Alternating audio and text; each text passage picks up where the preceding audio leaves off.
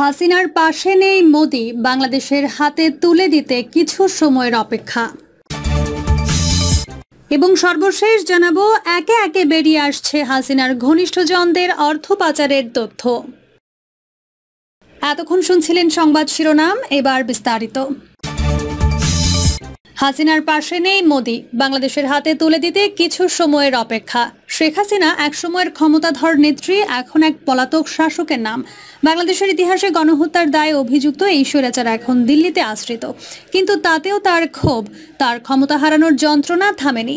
বাংলাদেশে ঘটে যাওয়া জুলাই বিপ্লবের পর হাসিনার লেজ গুটিয়ে ভারতে পালিয়ে যান। এরপর অন্তর্বর্তী সরকার ডক্টর মোহাম্মদ ইউনূস ক্ষমতায় আসার পর হাসিনার বিচার কাজ শুরু করে। বিচার ট্রাইব্যুনাল 5 অভিযোগের ভিত্তিতে হাসিনাকে গ্রেফতারের নির্দেশ দেন।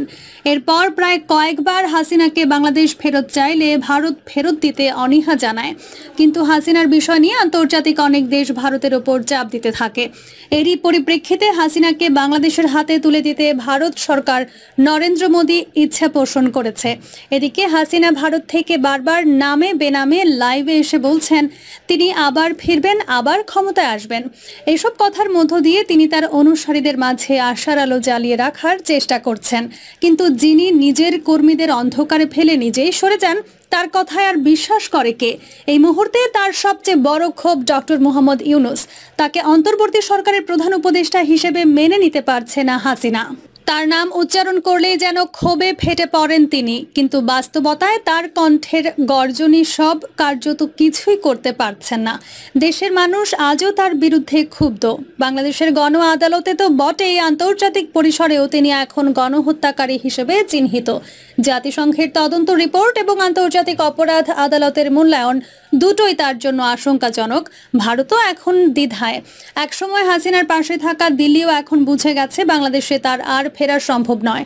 নরেন্দ্র মোদী শুরুতে থাইল্যান্ডে ডক্টর ইউনূসের সঙ্গে সাক্ষাৎ এড়িয়ে গিয়েছিলেন, কিন্তু শেষমেশ তিনি বৈঠকে বসেছেন, দীর্ঘ সময় কথা বলেছেন এবং স্পষ্ট করে বুঝিয়ে দিয়েছেন বাংলাদেশের সঙ্গে ভারতের সম্পর্ক এখন ব্যক্তি নির্ভর নয়। অন্তর্বর্তী সরকারের প্রতি দিল্লির অনিচ্ছা, দ্বিধা অনেকটাই কেটে গেছে। বাস্তবতা মেনে নিতে শুরু করেছে তারা। ডক্টর ইউনূসের কূটনৈতিক দক্ষতায় হাসিনাকে ছাড়া পথ চলার সিদ্ধান্তে অনেকটাই এগিয়েছে ভারত। তবে দিল্লির একটি প্রশ্ন, হাসিনাকে তারা কি করবে? কারণ একজন স্বীকৃত গণহত্যাকারীকে অন্য কোনো দেশ রাজনৈতিক আশ্রয় দিতে আগ্রহী হবে না। এখন হাসিনার জন্য পথ কেবল একটাই, লাইভে এসে কথা বলার ফুলঝুরি। কিন্তু সেই কথায় আর বাস্তবতা বদলায় না। প্রধানমন্ত্রী হিসেবে ফেরা তো দূরে থাক, আন্তর্জাতিক অপরাধের আসামি হিসেবে তার ভবিষ্যৎ এক বন্দির মতোই। একে একে বেরিয়ে আসছে হাসিনার ঘনিষ্ঠজনদের অর্থ পাচারের তথ্য।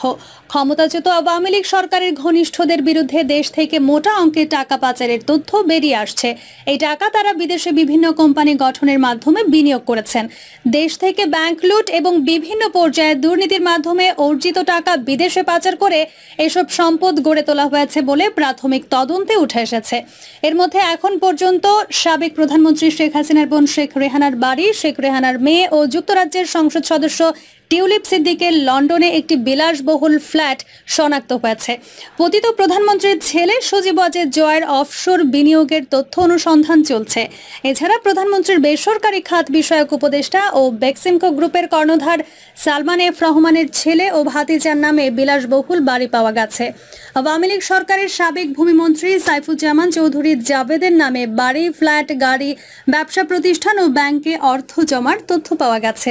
এছাড়া আওয়ামী লীগ সরকারের ঘনিষ্ঠ ব্যবসায়ী ও নেতাকর্মীদের নামেও যুক্তরাজ্যের সম্পদের সন্ধান পাওয়া গেছে। সেগুলোর বিষয়ে বিশদ তদন্ত হচ্ছে। সম্পদের মধ্যে বিলাসবহুল বাড়ি, গাড়ি ও ব্যবসা প্রতিষ্ঠান এবং ব্যাংকে অর্থ জমার তথ্যও মিলেছে। আওয়ামী লীগ সরকারের সময় আলোচিত বড় ধরনের দুর্নীতির ঘটনাগুলো সরকারের একাধিক সংস্থা থেকে তদন্ত চলছে। এর মধ্যে বাংলাদেশ আর্থিক গোয়েন্দা ইউনিট বা বিএফআইইউ, দুর্নীতি দমন কমিশন বা দুদক, জাতীয় রাজস্ব বোর্ডের কেন্দ্রীয় গোয়েন্দা সেল বা সিআইসি, পুলিশের অপরাধ তদন্ত বিভাগ সিআইডিও আছে। পাশাপাশি আন্তর্জাতিক একাধিক তদন্ত সংস্থারও সহায়তাও নেওয়া হচ্ছে। এখন পর্যন্ত এদের তদন্তের ভিত্তিতে তৈরি প্রতিবেদন থেকে এসব তথ্য পাওয়া গেছে। জাতীয় রাজস্ব বোর্ডের সহযোগী সংস্থা কেন্দ্রীয় গোয়েন্দা সেল বা সিআইসি দেশ থেকে টাকা পাচারের ঘটনা ব্যাপকভাবে তদন্ত করছে। সংস্থার একটি টিম সম্প্রতি বিভিন্ন দেশ ঘুরে এসেছে।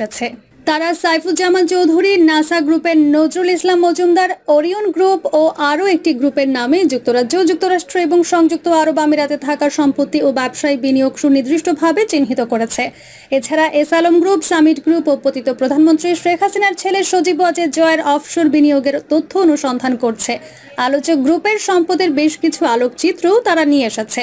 এখন পর্যন্ত বাংলাদেশের দেওয়া তথ্যের ভিত্তিতে 3 জনের সম্পদ জব্দ করা হয়েছে। এর মধ্যে রয়েছে সাবেক ভূমিমন্ত্রী সাইফুজ্জামান চৌধুরী জাভেদের 336টি বাড়ি বা ফ্ল্যাট এবং ব্যাংক হিসেবে জমা 35 কোটি টাকা। এগুলোর কেনা দাম কম হলেও বর্তমান বাজার মূল্য প্রায় 1025 কোটি টাকা। সালমান এফ রহমানের ছেলে শায়ান এফ রহমান এবং তার ভাতিজা শাহরিয়ার রহমানের 2টি বিলাসবহুল বাড়ি জব্দ করা হয়েছে। এই দুটির মূল্য প্রায় 77 লাখ পাউন্ড বা বাংলাদেশি মুদ্রায় 1300 কোটি টাকার বেশি। আরও একটি ব্যবসায়ী গ্রুপের 2 জনের নামে যুক্তরাজ্যের সম্পদের তথ্য পাওয়া গেছে। সেগুলো জব্দ করার জন্য অনুরোধ জানিয়ে যুক্তরাজ্যের ন্যাশনাল ক্রাইম এজেন্সি বা এনসি এর কাছে চিঠি পাঠানো হয়েছে। এছাড়া সাইফুজ্জামান চৌধুরীর ভাই রনি চৌধুরীর নামেও যুক্তরাজ্যে বিভিন্ন ব্যবসার তথ্য পাওয়া গেছে। সেগুলো জব্দের জন্যও চিঠি দেওয়া হয়েছে। প্রতিবেদন থেকে পাওয়া তথ্যে দেখা যায় শেখ হাসিনার পরিবারের আর কারো নামে বেনামে দেশটিতে কোনো সম্পদ আছে কিনা সে বিষয়ে তদন্ত হচ্ছে। তদন্ত কাজে তারা দেশটির ন্যাশনাল ক্রাইম এজেন্সি ও ইন্টারন্যাশনাল অ্যান্টি করাপশন কোঅর্ডিনেশন সেন্টারের সহায়তা নিচ্ছে। ন্যাশনাল ক্রাইম এজেন্সি হচ্ছে যুক্তরাজ্যের কেন্দ্রীয় গোয়েন্দা সংস্থা। তারা যে কোনো বিষয়ে তদন্ত করতে পারে, বিশেষ করে মানি লন্ডারিং এর ঘটনাগুলো অত্যন্ত গুরুত্বের সাথে তদন্ত করে। আইসিসিসি হচ্ছে যুক্তরাজ্য সরকারের অর্থায়নে পরিচালিত একটি আন্তর্জাতিক দুর্নীতি বিরোধী বেসরকারি সংস্থা। এর সঙ্গে অস্ট্রেলিয়া, নিউজিল্যান্ড, কানাডা, সিঙ্গাপুর, মার্কিন যুক্তরাষ্ট্রের এফবিআই, যুক্তরাষ্ট্রের অভ্যন্তরীণ নিরাপত্তার সংস্থা যুক্ত। তারা একে অপরের পরিপূরক হিসেবে তদন্ত করে। কোনো ঘটনা তদন্তের প্রয়োজন হলে ওইসব দেশের সংশ্লিষ্ট সংস্থাগুলো একযোগে কাজ করে। বাংলাদেশে বিগত সরকারের 11টি ঘটনার যে তদন্ত হচ্ছে সেগুলোতে সহায়তা করছে ওই দুটি সংস্থার সহ আরও কয়েকটি আন্তর্জাতিক সংস্থা, যে কারণে দুর্নীতির মাধ্যমে পাচারের অর্থে বিদেশে গড়া সম্পদের তথ্য বের হয়ে আসছে। সাবেক ভূমিমন্ত্রী সাইফুজ্জামান চৌধুরী জাভেদ ও তার স্বার্থ সংশ্লিষ্ট ব্যক্তি ও প্রতিষ্ঠানের নামে যুক্তরাজ্যে 336টি বাড়ি ও ফ্ল্যাটের সন্ধান পাওয়া গেছে। দলিল মূলে এগুলোর দাম $3,20,000 বা প্রায় 4 কোটি টাকা। বর্তমান বাজার মূল্য অনেক বেশি। এছাড়া লন্ডনের ব্যাংকে তার সম্পদ রয়েছে বলে জানা গেছে। সেই বিষয়ে তদন্ত চলছে। তার ভাই রনি চৌধুরীর নামে যুক্তরাজ্যে হাউজিং ব্যবসার তথ্য পাওয়া গেছে। তার নামেও কয়েকটি বাড়ি বা ফ্ল্যাটের সন্ধান মিলেছে। এস আলম গ্রুপের নামে বিভিন্ন দেশে সম্পদের সন্ধান পাওয়া গেছে। এর মধ্যে আরও তদন্ত হচ্ছে। বেক্সিমকো গ্রুপের কর্ণধার সালমান এফ রহমানের ছেলে শায়ান এফ রহমান ও তার ভাতিজার নামে লন্ডনে বিলাসবহুল 2টি ফ্ল্যাটের সন্ধান পাওয়া গেছে। এগুলোর বাজার মূল্য 77 লাখ পাউন্ড, বাংলাদেশি মুদ্রায় যা 1300 কোটি টাকা। যুক্তরাজ্যের বার্কলেস ব্যাংক পিএলসিতে 2টি ব্যাংক হিসেবে সন্ধান পাওয়া গেছে। ওই হিসেবে লেনদেনের অর্থ সম্পর্কে তথ্য চেয়েছে বিএফআইইউ। শায়ান রহমানের বাড়িটিতে একসময় শেখ রেহানা থাকতেন বলে জানা গেছে, তবে তিনি এখন সেই বাড়িতে থাকেন না। যুক্তরাজ্যের সংসদ সদস্য ও সাবেক মন্ত্রী টিউলিপ সিদ্দিককে লন্ডনে একটি বিলাসবহুল ফ্ল্যাট উপহার দিয়েছিলেন আওয়ামী লীগ সরকারের ঘনিষ্ঠ ব্যবসায়ী আব্দুল মোতালিব। বর্তমানে এর মূল্য প্রায় 10 কোটি টাকা। এছাড়া ব্যবসায়ী আব্দুল মোতালিবের লন্ডনে আরও বাড়ি রয়েছে। তিনি সেখানে হাউজিং ব্যবসা করেন বলে জানা গেছে। লন্ডনে তার ব্যাংক হিসেবেও রয়েছে। শিকদার গ্রুপের নামে 4টি দেশের সম্পদের সন্ধান পাওয়া গেছে। এর মধ্যে যুক্তরাজ্যের সম্পদের তথ্য এখনও পাওয়া যায়নি, তবে এ বিষয়ে তদন্ত চলছে। যুক্তরাজ্যের একটি কোম্পানির 6,27,000 শেয়ার রয়েছে বাংলাদেশি একটি শিল্প গ্রুপের নামে।